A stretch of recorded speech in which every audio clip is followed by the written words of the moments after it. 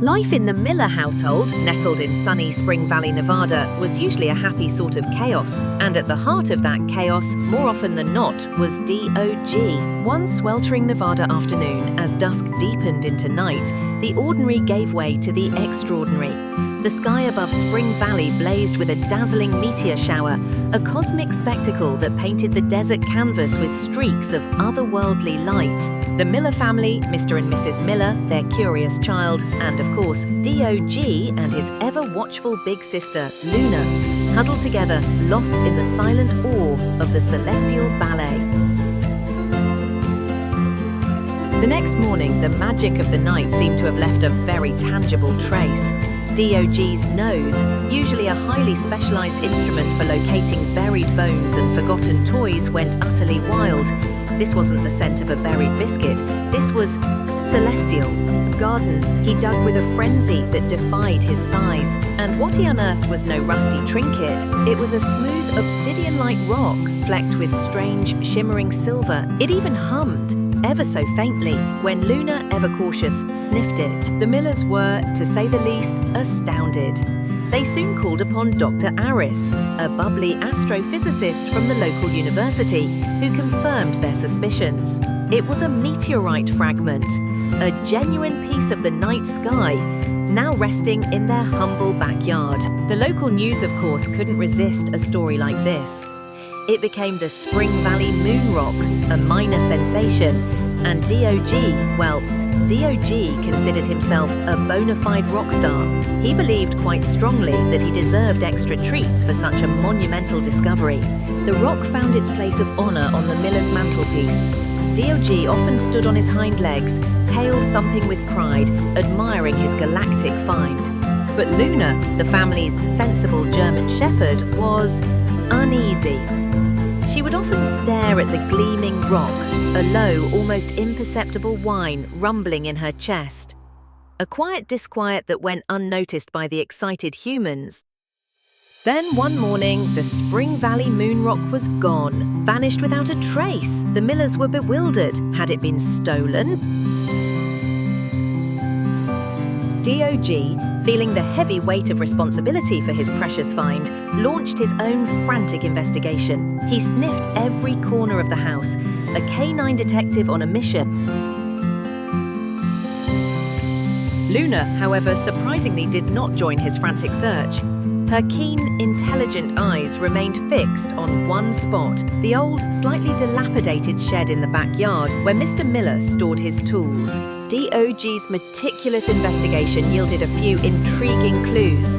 A muddy paw print near the back door, though admittedly it looked suspiciously like his own. A stray silver fleck unmistakably from the rock near Luna's favourite napping spot. And then, the most perplexing clue of all, a faint scent of catnip near the shed. This of course led DOG to his prime suspect, Mrs. Gable, their notoriously mischievous cat-loving neighbour, whose fluffy Persian, Mr. Fluffernutter, was known for his curious escapades. But Luna's persistent silent stare at the old shed finally piqued Mr. Miller's curiosity. With a hopeful sigh, he retrieved the rusty key.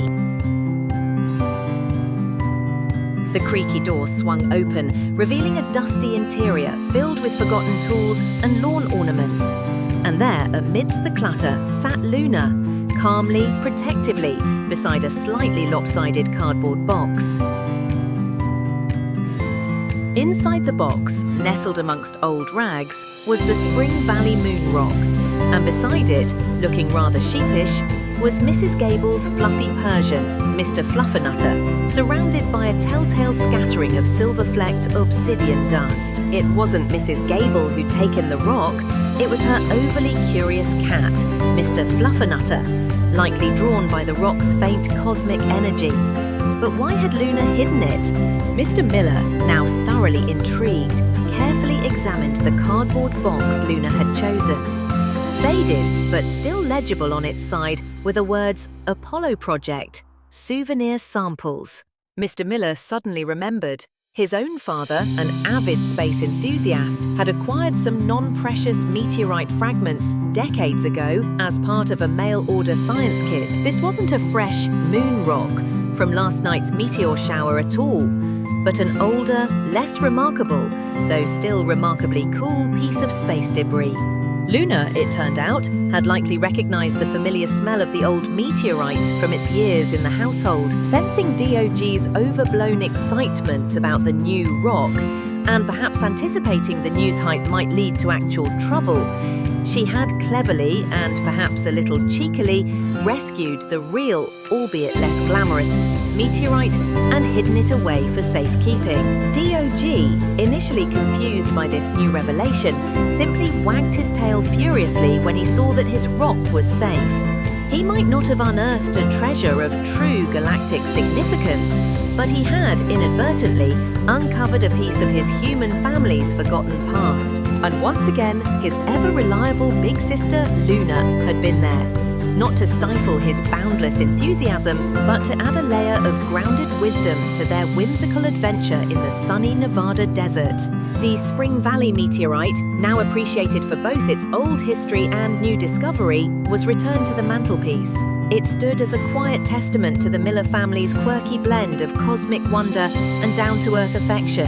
And as the sun set over Spring Valley, DOG and Luna, curled up together on their dog bed, knew that some of the best adventures and the most precious treasures are simply about finding things together.